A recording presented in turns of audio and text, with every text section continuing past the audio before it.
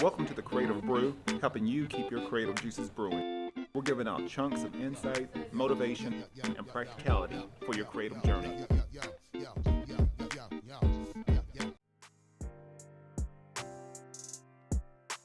And welcome to a new episode of the Creative Brew. This episode is brought to you by a few great sponsors of mine. First of all, Panels, Comics and Coffee Bar here in beautiful Oceanside, California. Right off of Mission Avenue, they have some of the hottest graphic novels and comics out right now. So if you're a fan of some of the Amazon shows like Invincible or Netflix, you got Jupiter's Legacy. They actually have the trade paperbacks as well as the issues there at Panels. So go up there, snatch them, and check them out. They also have a great assortment of merchandise, back issue, vintage comics, and more. You can check them out at panelscoffee.com or go to Instagram or Facebook at Panels Coffee. Another sponsor of mine is Elevate Coffee Trading. And if you appreciate specialty coffee, enjoy outdoor adventure, and love helping elevate the lives of children around the world, then you're going to love Elevate Coffee Trading. Their mission is to extract hope through love, coffee, and adventures, and there's free shipping in the United States. And every bag of coffee helps sponsor health and education for children in coffee-producing countries, such as Guatemala, and in areas of need in the United States. You can use promo code ELEVATE21 on your next order and follow their journey on social media at Elevate Coffee Trading, or you can visit online at elevatecoffeetrading.com, and let's start extracting hope together. Another partner of mine is Astropad. If you're a digital creator like me, you can use Astropad and convert your iPad Pro into another professional graphics tablet. So if you use Photoshop, InDesign, Illustrator, all of your favorite programs you can use right on your iPad Pro. It's very seamless. You can connect through USB or you can go Wi-Fi. They actually now have new compatibility for Android tablets. So even if you're on the Windows system and you've got a graphics tablet, you can use Astropad and connect. And it's a very valuable tool for me for my digital workstation when I'm at my studio, in my office, or on the go. So you can check them out at astropad.com or on social media on Instagram at astropadApp. And the last sponsor of mine is Kobopod. And the Kobopod is a boutique video and audio production studio based in Oceanside, California. And if you're a podcaster, vlogger, content creator, anyone that's looking to create a new channel for your brand and really increase your brand awareness to your audience, Kobopod is really the way to go. I get all kinds of accolades and reviews every time I bring a new guest in. They're amazed by the setup, by the environment, 4K video, professional audio, and like I said, it helps me out with all my content creation. So if you're serious about creating a high-end show or podcast, I really suggest you come by Kobopod today. So book your session and let's get started. Today, we have Victoria with the Oceanside Museum of Art, and we're really going to talk about some things that's going on over there with the museum finally being back open, but they've got some upcoming events. We're going to talk about art, creativity, life. That's what the Creative Brew is about. So we're going to mix it up, see what happens, and but yeah, we'll let Victoria introduce herself and give her story, and we'll go from there. So first, mad shout out for having this. This is incredible because you just said that you've had a ton of episodes. How many was it again? Yeah, it's well, now it's technically past 100 episodes now. Past 100. Yeah. So brava, sir, brava.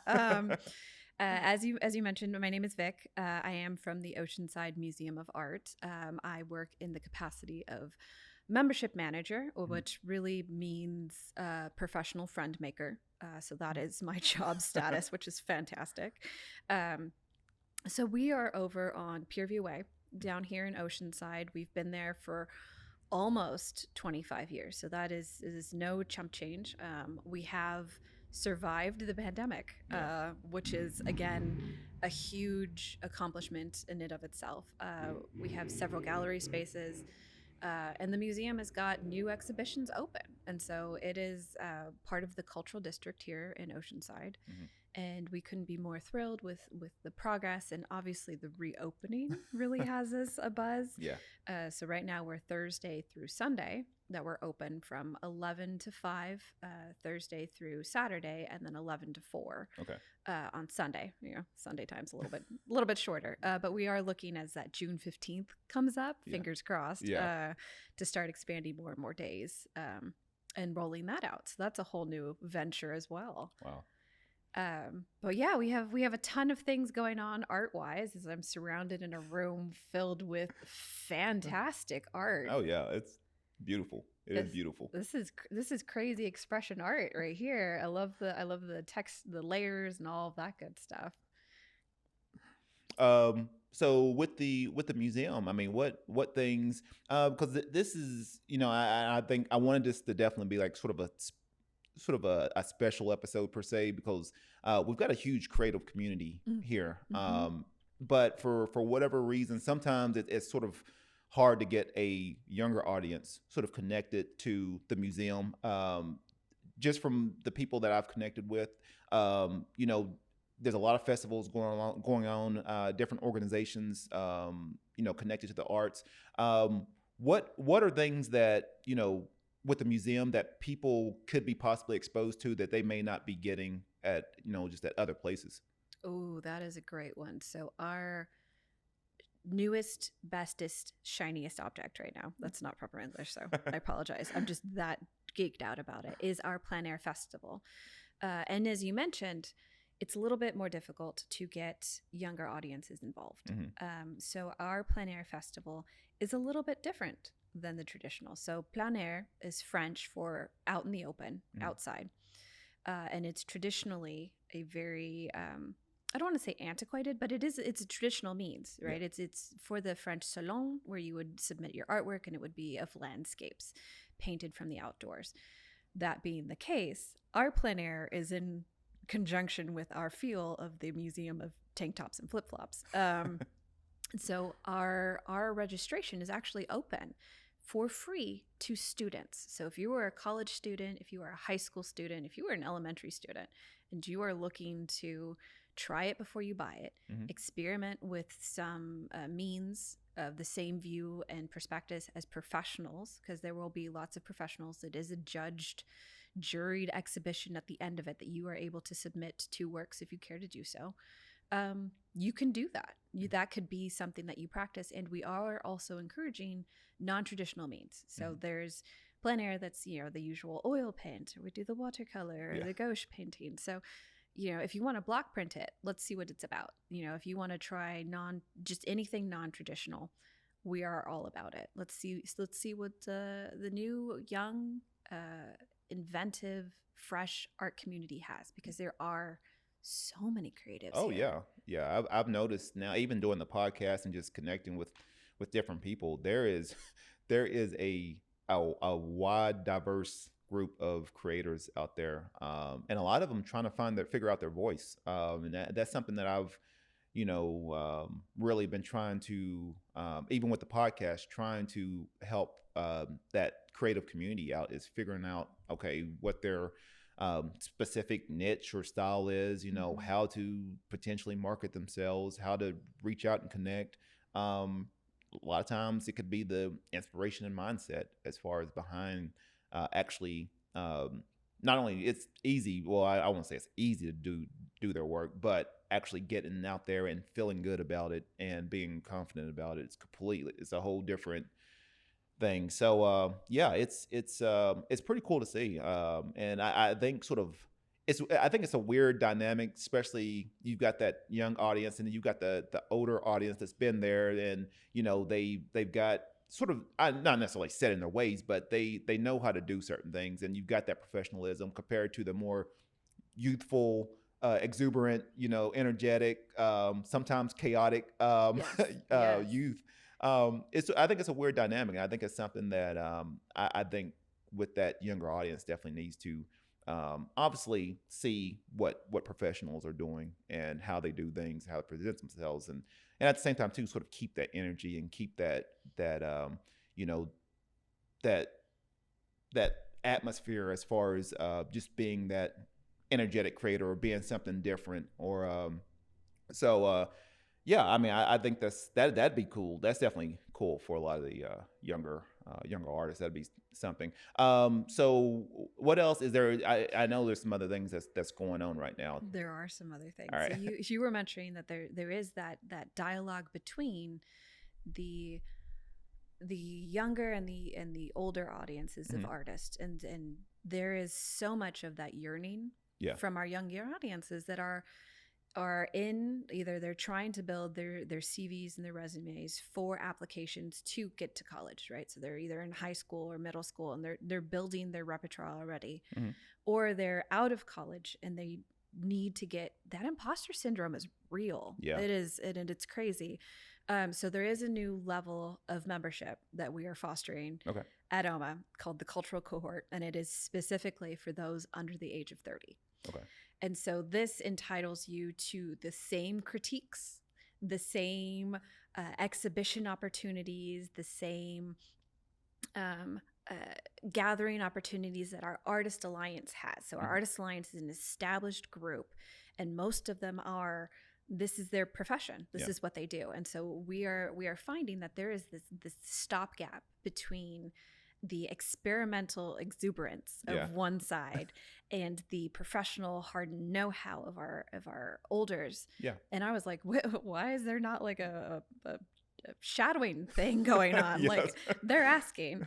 And second, there's some opportunities that just don't exist after you get out of college. And I was joking around. You can't necessarily ask somebody to stand nude in your living room for an hour and it'd be like a studio apartment. You're like, that's weird. But when the museum does it, you're like, life drawing. So those are also some of the things, that you can't do without the backing of a museum. And so those are the kinds of opportunities that we would like to give as continued experimentation, continued growth, critique within your own contemporaries. So that's the Cultural Cohort, and we're jazzed right now. There's a few in there. I'm super excited that Amanda Cachadorian, who we have an exhibition of at the museum, her botanical exhibition is insane. She does the botanical history and the migrations of peoples throughout San Diego County in different pockets. Oh, wow. So it is an insane amount of research that she's doing. And she's like 24, 26. It's this young kid. I was just like, you are a pupper. And so she's doing these massive works. They're just so detailed. Her artistic renderings and just her style is so sophisticated. And then you layer onto it that it's all of this research and very careful, meticulous, and ethical layering of cultural histories over each other. And so I was just like, and you're like 24. So she is incredible. She's one of the Cultural Cohort leaders. We also have Kevin Vincent, who also has an exhibition at OMA, and he is also under 30, which is just crazy. So he just finished his MFA for UCSD, and he brought his end project to us because he was unable to have it because of the vid. He ended up getting his own space and own exhibition. Just and he's just one. We talked for 30 minutes about clouds.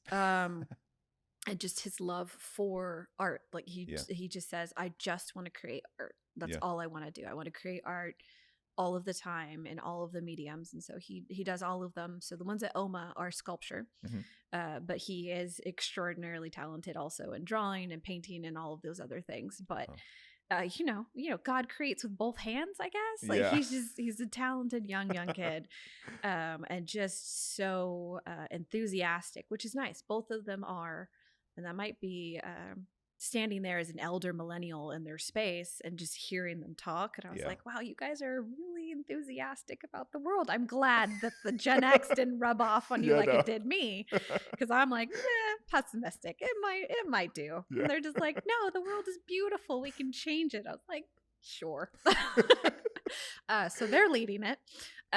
This is a Cultural Cohort where it's going to be, the vision for this is that it's led by the participants of this. So there's a huge movement within the museum world about decolonization Mhm. and direct reflection and community participation. And so this is the only, I don't want to say the only, sorry. This is the best way that we can give the platform in an authentic and unique and unanimous form and fashion Yeah. to the artists of this community, is to let them lead it. Yeah.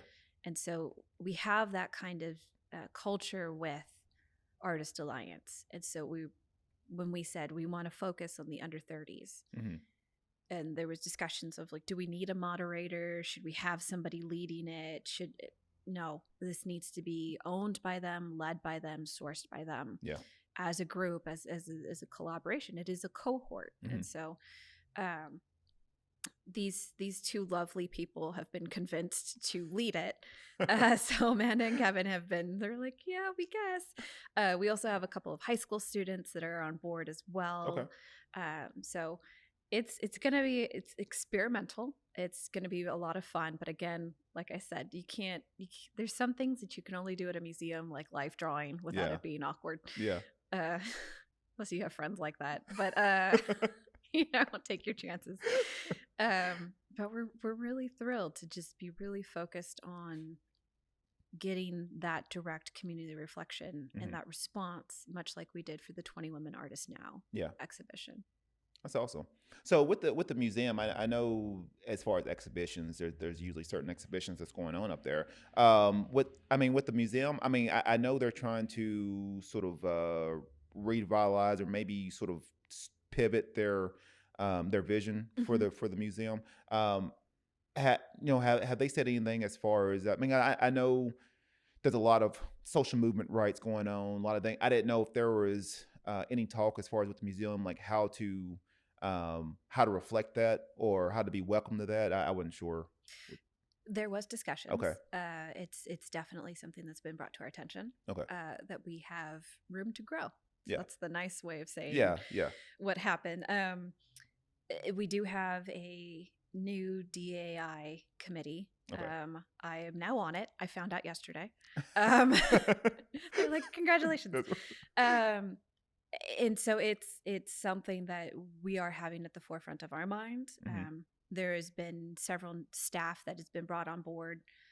One is me. One is my foil is Erica. She works in development, and so we are both women of color going, okay, we might want to slow down on a couple of these things. Let's consider some of these points. Both of totally different backgrounds, and we're both like, well, let's talk about it. And also, it's just how our community is looking. It's not a unique problem, unfortunately. Every traditional museum struggles with this, and so there has been an intentional pivot. The inspired staff selections was very intentional on, the staff gets to pick as many perspectives. And then the 20 Women Artists Now, that was curated by Professor Moctezuma, and she brought the artists in, and it's a powerful exhibition. There's been people who cry. There's been a lot of I want to say heated discussions on people's differing opinions on how things are represented and talked about. Oh, wow. But the discussions happen. Yeah. And so that is where we find that our place is as the conduit for those discussions to take place. Yeah. So there's a lot to unpack with that. There's a lot of ethics. It is, obviously it's a complicated issue. Yeah. It's not going to be solved overnight, but we're mindful of it. We're trying our best. And we're really looking to the cultural cohort to also really guide us into the next century. Yeah. We need to get up to speed, and there's nothing wrong with the exuberant, enthusiastic experimentals taking over and changing that system. Yeah.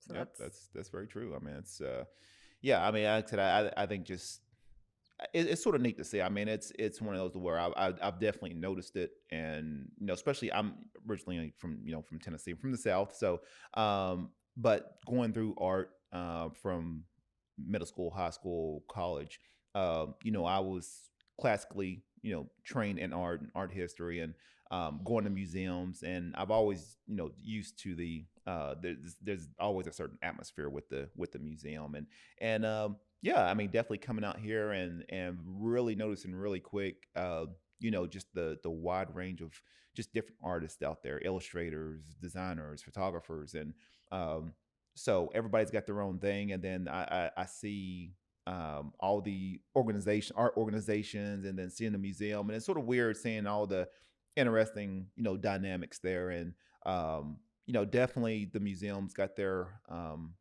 got a persona, got their brand that they deal with, and I think that's something that definitely keep it, but at the same time too, I know there's always room for change, and I know I'm glad that they see that, and they see it within the community, and knowing if the museum can't grow unless you start including other people and on that. So that's, like I said, that's great for the museum.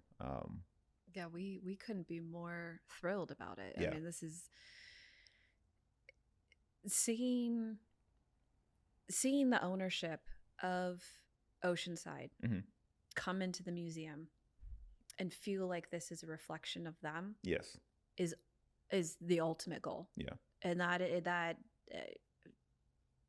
that makes me feel like something I've done has been for a purpose. Yeah. I have a small human, and he gives me purpose. But when you say that you do work for a nonprofit, and it's even on my cover letter, like, it's like, I want to do the most good. And art for me growing up was also a safe space, because I did not grow up in a neighborhood where anybody looked like me. Yeah. And so it was ostracizing. And so you feel that change, you feel that tension, and then all of a sudden, oh wait, there is somebody who looks like me. That representation is important. Yeah. These voices of plurality, I can speak. They're important. I see them, I hear them. I'm not alone, Mm-hmm. and I'm capable. And that capability, that empowerment that we can give not only to our community and to our artists, can start to alleviate some of that imposter syndrome. Mm-hmm. It can start to alleviate some of maybe that experimentation entrepreneurship. Right. So it is hard to get people, artists of color, to feel like they can sell their stuff. Yeah. That's a huge barrier. Yeah. There's a lot of like, well, I'll sell it to you for $50. I'm like, I'm sorry, it took you how many hours to paint this? No, you're selling it to me for thousands. Yeah. Do not devalue yourself. You have a place in this community. You are this community, and your art is valuable, as is your perspective. And so this is, knowing that those conversations are taking place within the museum, and that the direct reflection is so important, and that students are seeing it. Mm-hmm. The next generation is seeing us in a light where they can have those safe conversations, or they can have those tough conversations, or they can just be educated Mm-hmm. on somebody else's point of view is a huge part. Empathy is something that you don't get taught in school. Nope. You have to learn elsewhere. Yeah. And that is something that the arts teach. Yeah.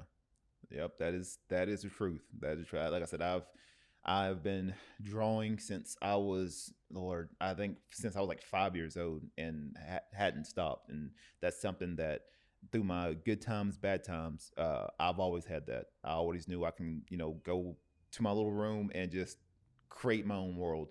And that's something that I literally, that I find myself literally doing now. Even now, I'm, working on a graphic novel, and, being able to create a whole world and universe of just things that's been in my brain.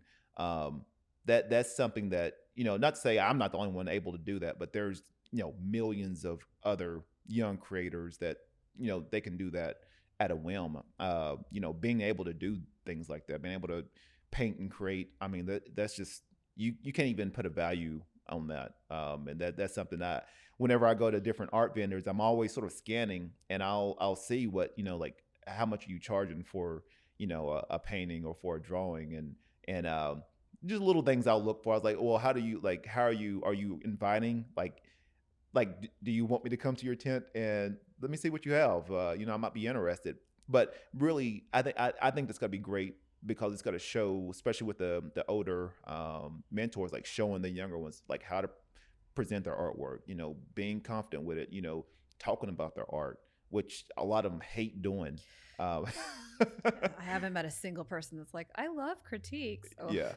Yeah. I've been ripped apart by so many critiques. It's, you start to develop some tough skin. So, yeah, I mean, just being able to sort of pitch and talk about your art. I mean, it's just those are things that um, they show you a little bit in school, but it's when you get out of school, or I mean, it's hard. And some of them don't even go to college. Some of them, they get out of high school and then they're doing their art, and they have no mentor to guide them. So that's something I always sort of saw with this podcast, is like, being a voice for, like, hey, I'm here to help you. Yeah. For people that's trying to be inspired, people that's wanting to create their own creative career or journey. You always need those people that's gonna help you. You always need mentors. So I think that's great for the museum doing something like that and bringing on younger cohorts for that endeavor. That's great. So there was another. Now, was there another event that was going on? Yes. So, Okay. I mean, we haven't really ever stopped. Yeah. Crazy. We also have our art mart that's coming up this weekend. So Okay. the 5th and 6th, from 11 to 5 and 11 to 4, Okay. respectively. And it is, again, Artist Alliance. So these are our pros. Yeah. It was a juried selection. So there'll be 8 vendors each day, different. And they're going to be showing their stuff. So there's an opportunity not only for the community to see what Artist Alliance is up to and the level of art that's being created from our Artist Alliance members, because let's be honest, they're legit. Yeah. But it's also a great showcase for our younger community and just the community in general to not only see that, but be able to purchase art, support artists of their community, and to just get a flavor of what's going on in the museum. The exhibitions are fabulous, and there's so much of that removal from an audience person, right? So you see it up on the wall, and there's that objectiveness, right, where you're subject versus object, and that's great, right? That's the traditional model of a museum. Yeah. But it's different when you get to see artists creating, and you get to navigate between their spaces as they're presenting everything to you. Oh, and wow. and it really is. It's like a pop-up art mart. It's a juried exhibition, but they are fantastic pieces. They're of all different mediums. Mm-hmm. So I'm really excited. I've actually, because I got to see a preview of them, I'm like, I want this painting and I want that painting and a little bit of this drawing. So it's interesting to see how, one, it'll be priced, and second, just how the community reacts to seeing that kind of availability. So it's fine art on our terrace, which is like a crazy concept, right? So yeah, we haven't stopped moving. We have exhibition openings that are happening. Mm-hmm. We have whole new exhibitions in the museum. We just opened a Mark Bryce exhibition. There's a Taylor Chapin that's going to be opening soon. The 20 Women Artists is still running. Like we are on top of it. Color of Sound is still going on, which is our art of autism. So we're trying to be inclusive and dynamic, and you just all of the things on all cylinders. So I'm a little tired, but yes, it is fabulous. So I'm like I said, I'm a big comic book nerd. Have they now? I hadn't noticed. Have they done any kind of comic book type exhibitions as of yet? Not that I've seen. Okay. Because I am also a comic book geek. The closest I think they got was Kessinger a couple of years ago, and he does that steampunk style, the Victorian style, and so he's an illustrator. So it's about, I think, the closest that I saw. But I wouldn't be mad if that rolled in. Huge anime, huge Spider-Man fan. So fingers crossed for that to may the world hear us. Now, what animes are you watching right now? What My Hero Academia is a huge one. I keep hearing about that. I keep telling myself I'm going to watch it. I've got locked. I've got hooked on Demon Slayer. So many tears have been shed for that one. I now, side note, for anyone listening to this, do not judge me.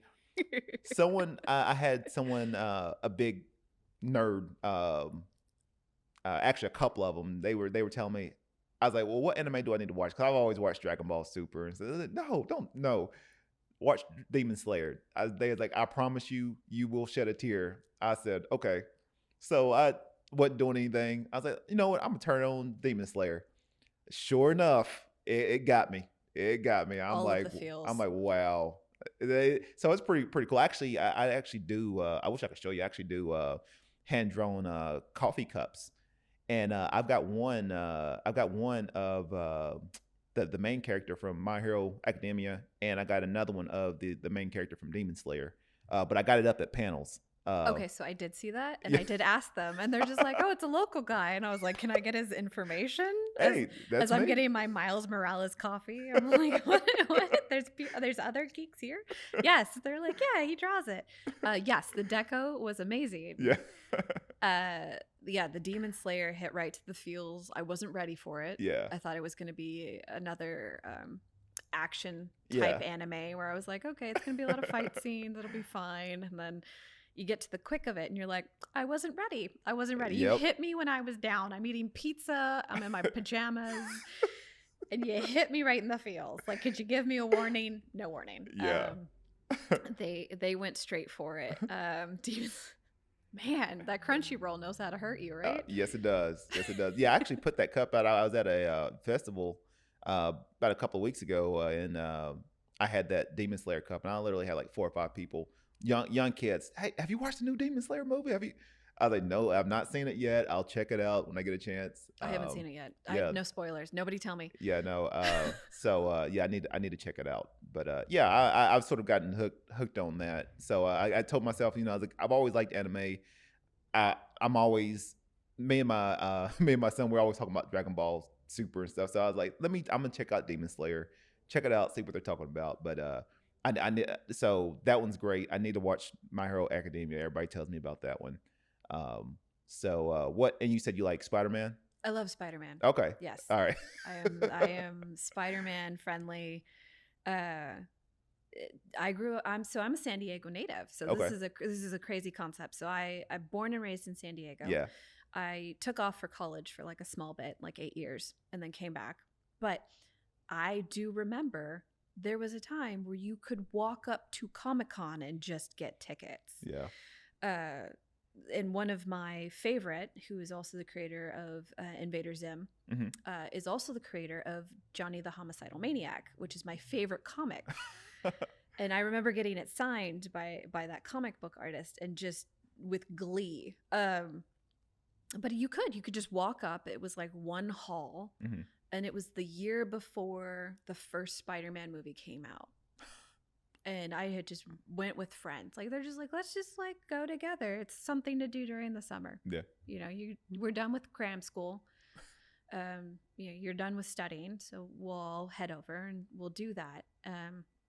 If you can't tell, I'm a Catholic school kid. So yes, cram school was a thing. So we would just head it over. Yeah. We didn't even buy tickets. There was no lottery situation. I went 2 years ago and literally got bumped by a Boba Fett. So I was like, that's a first. I need to tell somebody. Got bumped in line by a Boba Fett. I had Fifth Element blue paint on me from one of their characters. I was just like, this is a hot mess. Yeah. There's so many people, but it's so nice to see that I'm not alone. Yeah. But Spider-Man was part of that first burgeoning of the Comic-Con to the Marvel Studios. Yeah. And it was that unveiling, that turnaround just changed comic book culture. Yeah. We had gone from the backseat of reading under our covers and like the backseat of our parents' cars and like getting it for 5-10 cents to all of a sudden having full-blown discussions on The Mandalorian recently. Yeah. So, the Mandalorian episodes would air, and then all of the geek friends, we all get on speakerphone and FaceTime, and we're like, okay, but is this canon? Yeah. I guess so. Like, let's talk about it. Somebody do research. Who's on that? And so, it's nice to have a community. Oh yeah, and it's deep too. It's one of those where you got your cosplayers, you've got your Star Wars fanatics, Star Trek fanatics, anime fans. It's just one of those to where having that community now and feeling like I'm not like I'm normal to every We're to this group. normal. We're Yeah. normal now. Yeah, it's pretty cool to see, and I'm one of those to where I'm in one of those weird positions of where I've sort of experienced people on all kinds of different spectrums. Like I said, I'm huge geek. We can talk about movies and comics for the next 2 hours, Yes. or we can go and talk about life on the opposite end. And so it's just one of those to where, it just allows me to sort of see the whole spectrum a lot of times and really connect with different people. Likewise, this is what the show was about. But yeah, I mean, it's just one of those where, definitely big Mandalorian fan. I wasn't really like a huge Star Wars fan, but when I saw the Mandalorian, that was like I thought that was the best show without having a spoiler alert, not having a Jedi in there. Obviously until those last couple of episodes, but that was the best Star Wars show that I've seen. I mean, it was perfect. It was so well written. It was Yeah. so and for artsy people, right, like us, I was like, are these practical effects? They're practical effects. They have a mix of the CGI, which Yeah. it was just fantastic as Yeah. always, and then they're acting lovely. They're top notch, but then they still have the practical effects, and Yeah. I was like, way to have the homage to the originals, Yeah. like because I need that because I am a Star Wars fan. Yeah. Like I don't even watch the last 3 chronological ones. I was like, they don't exist to me. I heard so many bad things about that. Yeah. I was just like, no, it's 4, 5, and 6. Thank you. So my poor son has no idea. But yeah, we watched them. I grew up watching them. This was a thing. Lucasfilms is a thing. Yeah. We did it together. And it was a family thing. It was a formative thing. It was Mhm. something I did culturally. So like everybody I knew was also watching Star Wars Yeah. at the same time. And so it was a sense of normalcy, but like The Mandalorian came out and all of those feels of nostalgia just bubbled up. Oh, It was yeah. like, oh, you're going to do practical effects? Oh, we're going to bring back Boba Fett? Like, Yeah. all of this is just seamless. Yep. Seamless is what I was looking for. And not even the most diehard fans could find problem with it. And I was like, that's when you know you're doing it right. Oh yeah. The last Star Wars movies, like I guess it just ran through the Disney machine there, and just hey, let's just crank out a block, but let's just put it out, and it's just like I don't know what they were thinking on that one.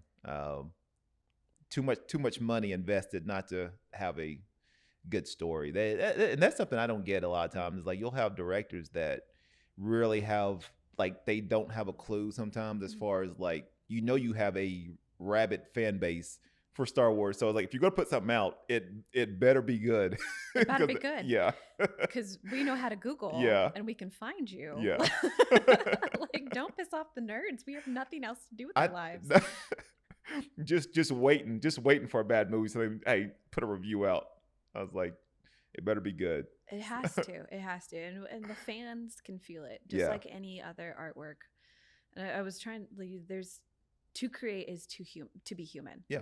And so whether it is creating panels of a whole world and universe, whether it's painting like these lovely pieces that I'm seeing surround me. Oh yeah, it's beautiful. Or if it's storytelling, spoken word. I've also worked for the Asian Film Festival, so mad shout out to Pack Arts. Oh, cool. Their storytelling process and their film and videography and how they represent stories from Asia and Pan-Asian countries, like it's just the breadth of what humanity is capable of creating. Yeah. And how that comes back to us as our culture, our cultural identity, whether it be Star Trek and Star Wars and how we feel when we leave something, or whether it's that small painting that you resonated with. And so like it blows the mind on how much and a little bit of how undervalued. So I'm a big proponent for the art should be everywhere. Yeah. Arts of itself. I often hear like arts help support no, math and science. Great. I'm glad it helped you. But like also art for art's sake. Yeah. Because it is so fundamental as to create. Yeah. And you're right. Like when people connect with your creation, they want to see that. They want to see the heart and soul. And so like The Mandalorian struck it. I was oh, fantastic. You're making it for me. I was just like, this is the way. Yes, this is the way. And I wasn't really like a big Mandalorian fan until like I saw The Mandalorian, and actually it was sort of weird because I had in one of my episodes I had one guy that was a Mandalorian cosplayer, and I didn't realize how deep it was as far as like Mandalorian cosplay culture, where like, you know, there's like different factions and, you know, there's levels. Yeah. And so yeah, listening to that, and you know, I think he actually had like a tattoo, you know, based off The Mandalorian. I think it was like was it like Blood Before Family or something like that. And so I was like thinking about that, and then that Mandalorian releases, I'm like, wow, now I know what he was talking about. Yeah. So it's sort of cool saying that. And I'm not like a cosplayer, but I could understand where he was coming from, you know, and a lot of those cosplayers come from. I mean, it's family. It's, you know, that's their family. That's so their that, and they rock it. Like, like if there's any cosplayers listening right now, you all are incredible. Oh yes, you put me to shame, and I love you. Because it's my favorite thing to see. Yeah, is somebody cosplaying. I think celebration of unique identity in cosplaying, because it right, somebody, the highest form of flattery is to copy. Yeah. And so if you resonated with The Mandalorian on a personal and spiritual level, yes, I hope you tattoo. I want to see you in your Mandalorian garb. If it's, you know, the signet, whatever you want to do, and explain it to me, I am here to listen for hours. Yep. Because it is fascinating. Yes, it is. It's fascinating. It's beautiful to watch. So we'll go back, because as I said, we'll keep talking forever on this. And you know what? I may just bring you back. I'm gonna bring you back, and we're gonna talk some geek stuff. Stuff, yes. So yeah, we're gonna go back. What is inspiring you right now? I have to say that I for my inspired staff selection, I picked an artist. His name is Karash. Mm-hmm. He's a San Diego native, and I think his art is just the bee's knees, if I can reappropriate that. It's mine now. There's something in his artwork that is so, and he identifies as a SoCal kid. Mm-hmm. So he's just like, I'm from SoCal.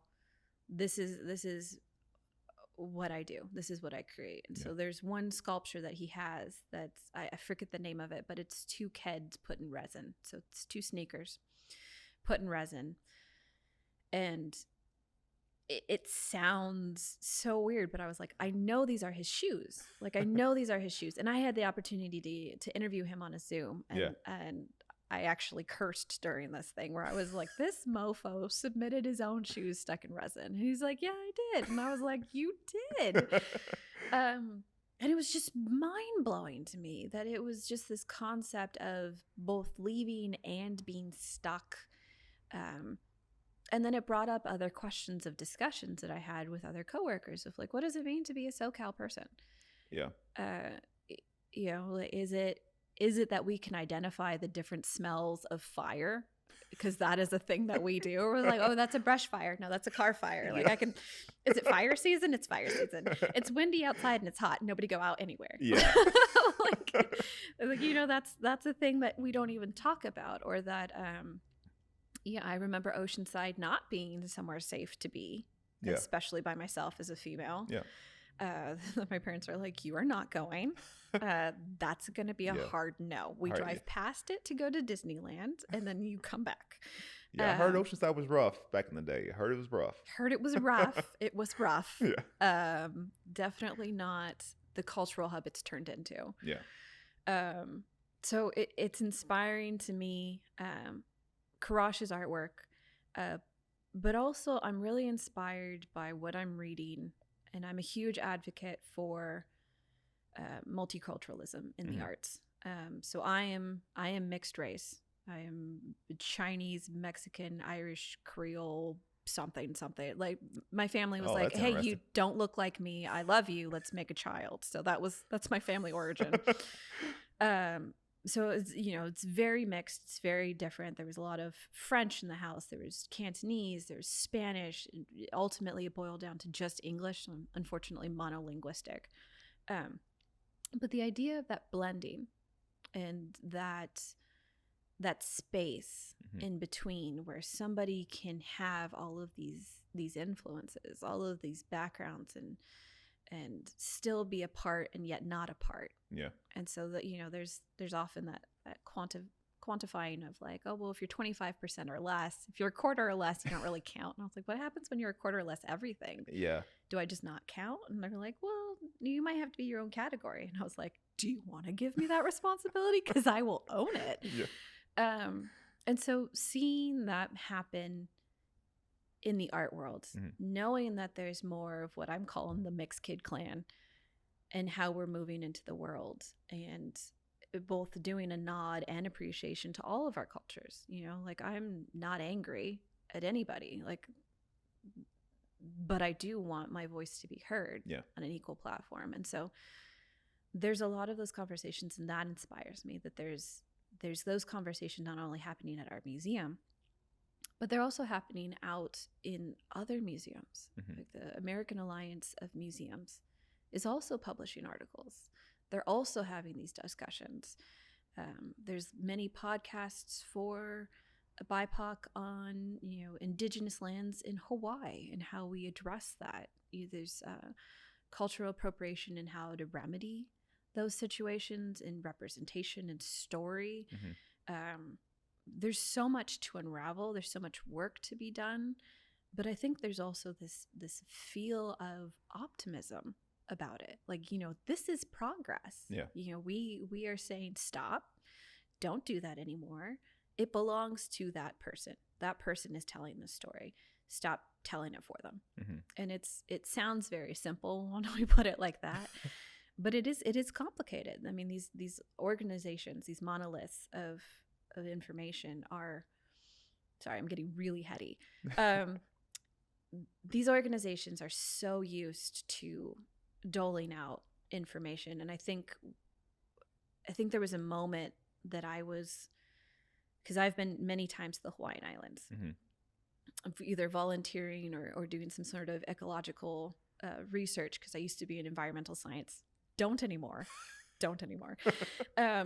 And so it was a huge interest to go to the islands and to see the natural flora and fauna. Yeah. So that being part of it was also the culture.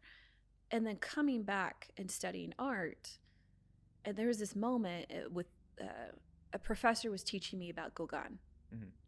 And I think the painting's called like She Sees Specters. And there was that moment as a human being saying, wait, what? She sees specters. It's because she's 12. Like what is happening in this painting? And you're like, oh, he would go and he would quote unquote marry young natives of the island. And I was like, so children. This is why she's having nightmares, because she's 12. Like she's a small child. And then he would just dip and leave. And he painted it, and it's on your wall. Are you kidding me right now? And they're just like, oh, well, we're talking about French Polynesian artwork. And I was like, sure, but can we address it correctly? Yeah. He painted statutory rape, and it's up on the wall, and we're talking about it like it's fine. Like, let's like unpack it. You can have it up. I need it up. I need this to be proof that it would happen. Yeah. That this was something that occurred, but also don't sugarcoat it. Yeah. Oh yeah, it's French Polynesian. No, it's not. Yeah. Like this is a moment. And it was just like this little light bulb that turned on in my head of like, that little girl looks like my cousin. like why is this so familiar? Why does this hurt so much? Yeah. And then asking those questions of my professor, and she was very honest. But that was just the narrative, this is how we talk about Gauguin. Well, stop. Can we tell the real story of what's happening here? Yeah. And so that was one of those moments in art school that I was like, oh, this is a whole different thing. This is not just about my drawing one and drawing two class. This is not about life drawing and my technique. It is, in fact, there's a lot of this wrapped up. And if I am going to participate in the space as an artist, I want to make sure that I am not adding to the problem personally. Yeah. And that's hard. It really is. It's a lot of explanation. It's a lot of, especially on this side. So I don't create anymore, but I get to talk to creatives, and a lot of that is, as you said, it's hard to convince young new artists to step up, to feel like they're part of this space. And I feel like so much of that baggage comes from how we traditionally see art. Yes. I mean, you went to art school, and I can only imagine the stuff that's still being said, in school walls, and how it's just glossed over, or, not talked about, or seen in just a factual light. Yeah. So there's a lot. So I don't say that inspires me, but that definitely motivates me. Oh, one and the same. I think it, motivates you to, inspire, maybe to sort of see the change that you would want to see in the world. I mean, not only for you, but for younger and future generations. Is because I mean, that's stuff like that. I mean, it's like it's put up on walls like it's a masterpiece, but you have to clearly state what it is, and not to sugarcoat it. That's always up for a very heated discussion. Heated, definitely. Catches people off guard when you're like, but can we talk about it? Yeah.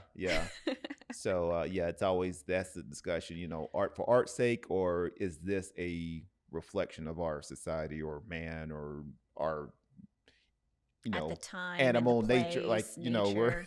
we're wanting to feel like we exploring all these new lands, quote unquote, lands that they've been there for thousands of years, and we feel like we've discovered it, and our fascination with that, that's always, that could be a discussion for hours. Hours with experts, people with PhDs, people far more educated than me to come in and weigh in on different situations. But it's nice to also feel like, as a lay person, I like art, I practiced art, kind of work in the art industry, I would say, museum. But we feel it. We're individuals. I don't have PhD. I don't have countless hours of study and postdoctorate work, but I do feel it. I do feel it. And I do want to make sure that we do inspire new creatives to do them. Panka is another artist. She's a muralist that's just mind-blowing. Like, she does massive, beautiful ethereal works, and so she's also on that top list, like, of people that inspire. And there's something really magical about seeing people hit their stride. And I think there's not discussion of who she is as a person. There's discussion of her as an artist. And I think that is a beautiful, just a beautiful transition.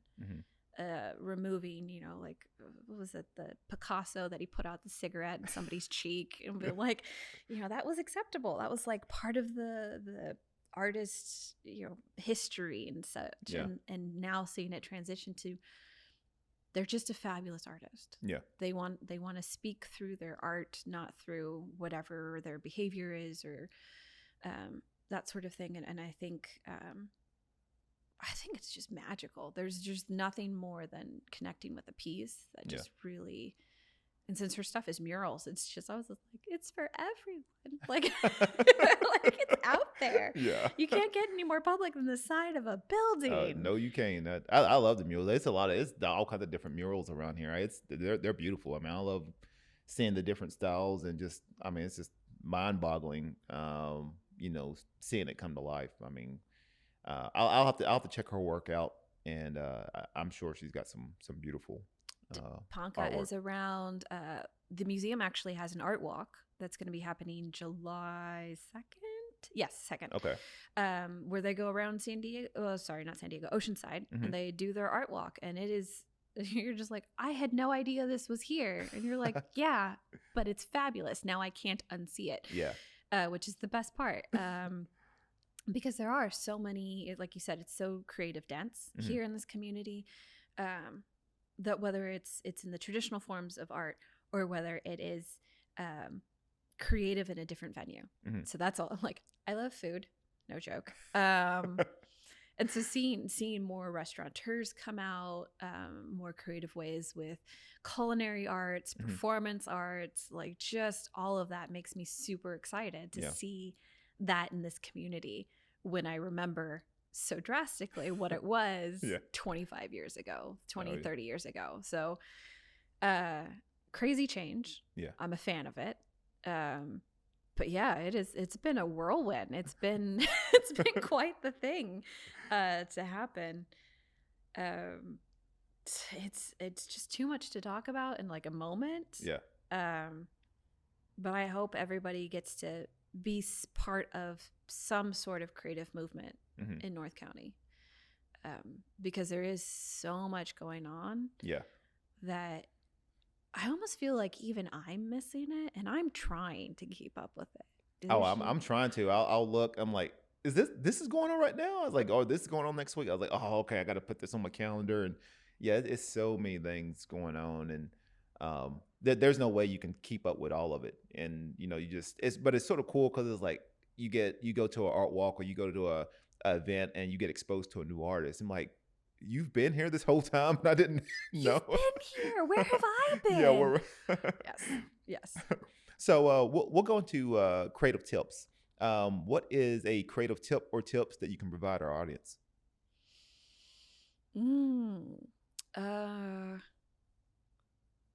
I would say enjoy the editing process. I know it's difficult. It is painful.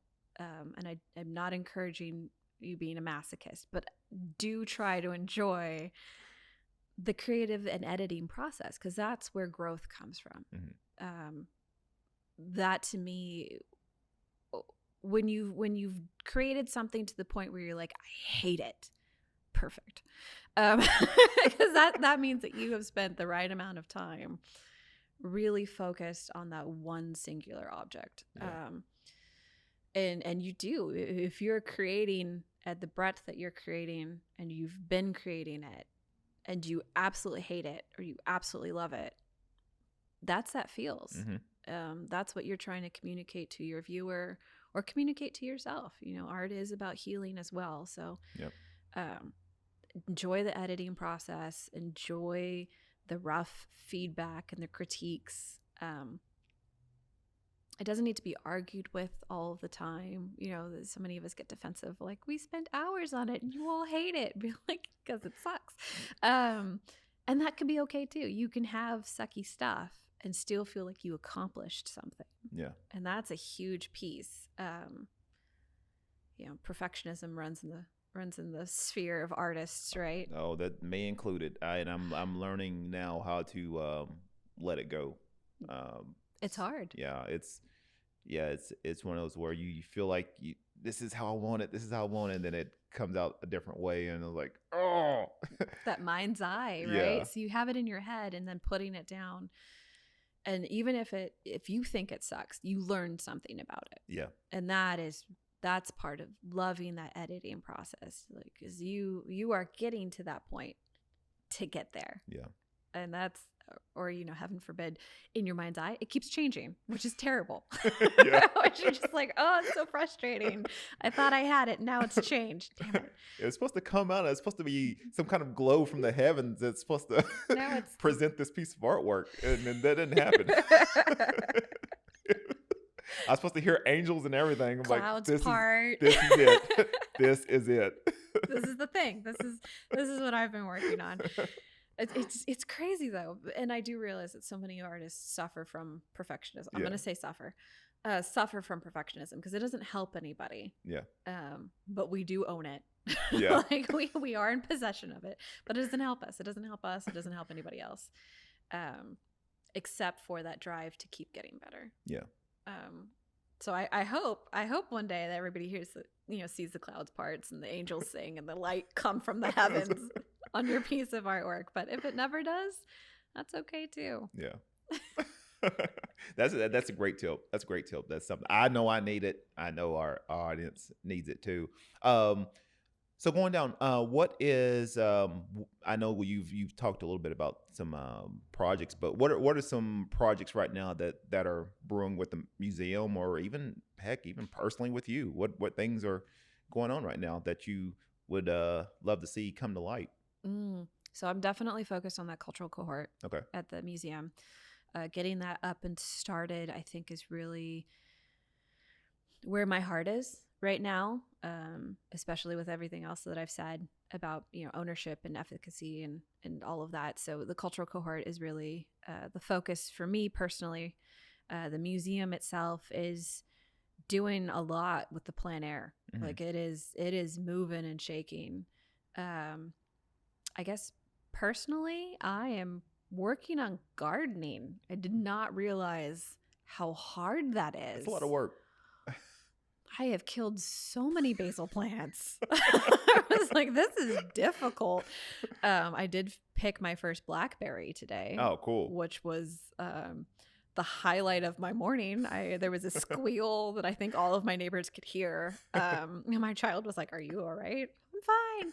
It's a blackberry.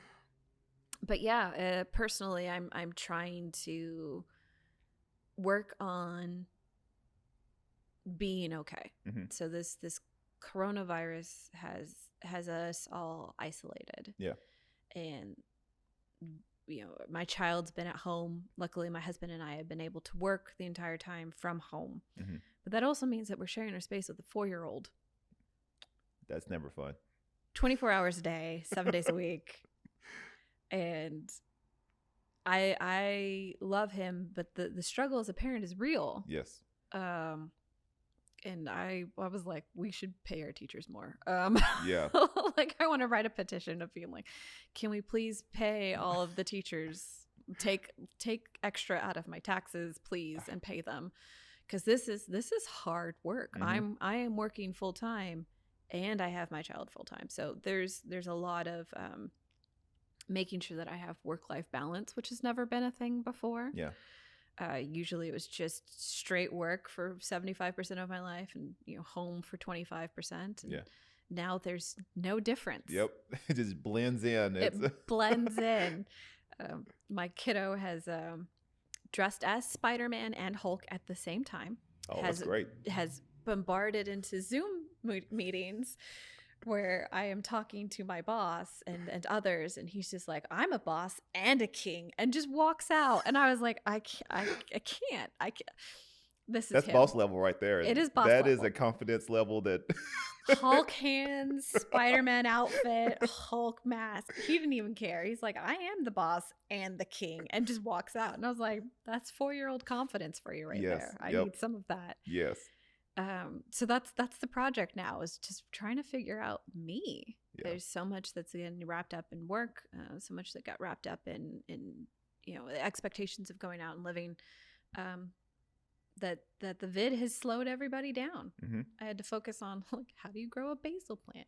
Yeah. How do I take care of a 4-year-old while still doing 40-45 hours a week? Yeah.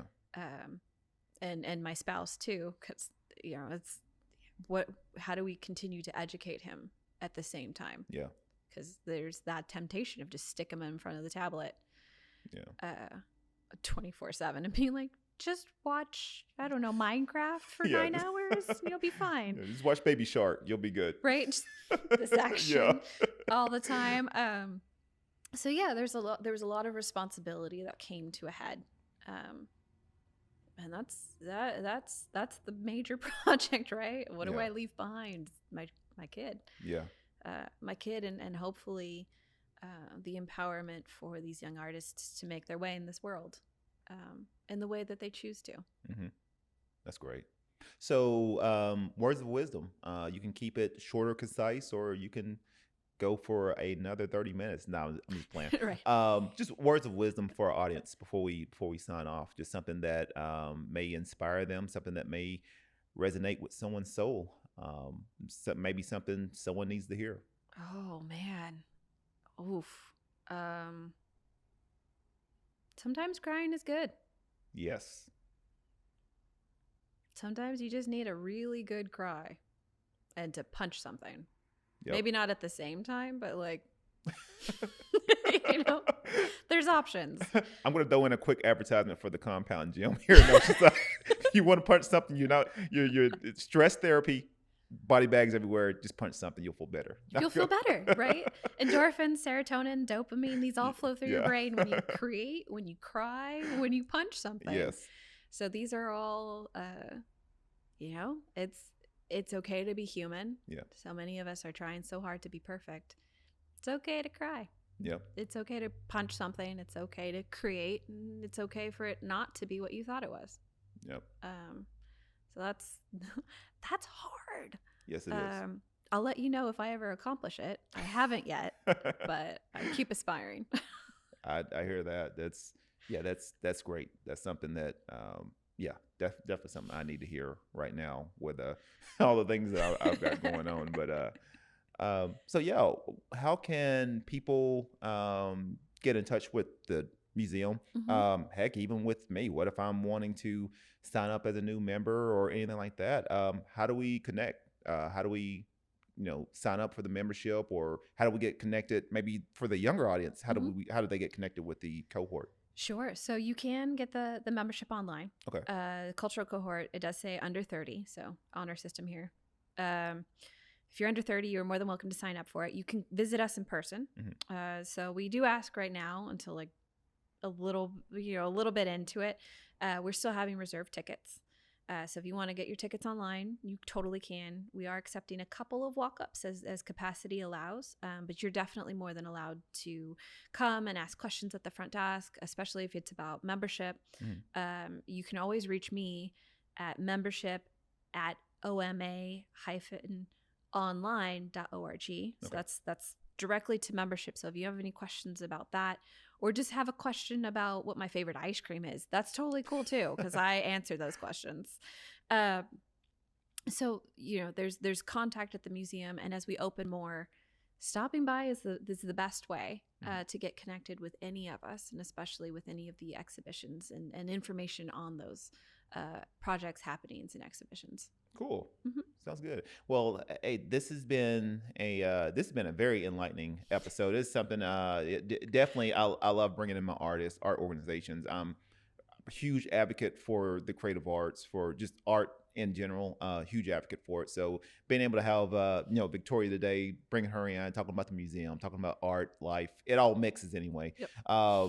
So it's been a great episode, and I definitely want to help promote the museum and everything they got going on. And just shout outs for the week. I wanted to give some shout outs to my buddy John Howler, who he's on Instagram at Mr. Howler, and he does a lot of digital illustration. He's got merchandise, but his kid right now his kid's in the hospital right now dealing with some things, and that a lot of their sales has went to helping their son in the hospital. So just want to give a quick shout out to the Howler Pack. I generally wear my shirts all the time, and just wanted to support them. And I'll have his information in the show notes. Karina Roberts, who is a watercolor artist here. She actually on the side note, she actually does. She's in child justice, I believe. I think she's studying for, but she's real big into child justice and reform, and so a lot of her artwork has been starting to reflect a lot of the things that's going on. I believe in LA County, with some things going on. So yeah, I just want to give a quick shout out to Karina Roberts. I'll put her Instagram handle in the show notes, and then giving some shout outs to always my buddies, Dave, who is the sound check person but does all this beautiful artwork. If you see the video and you happen to see any of the artwork, Dave has done all these amazing paintings. I'm hoping one day to sort of see his process from beginning to end, because I want to see it. I'll put his information in the show notes, and then my buddy Peyton, who is a awesome photographer. He's got a lot of different things going on, a lot of drone photography, different shots that he's done in here and outside of the show. And I'll put his Instagram handle in there as well. I know there's probably some other ones I'd like to give some shout outs to today, but I don't have my list set up. But definitely, if you want to if you want to have a shout out on the show, send me a hashtag at Creator Shoutout, and I'll be sure to give you a shout out on the show. Other than that, hey, this has been an awesome episode with me, with Victoria, with Oceanside Museum of Art. And once again, be cradle, stay inspired.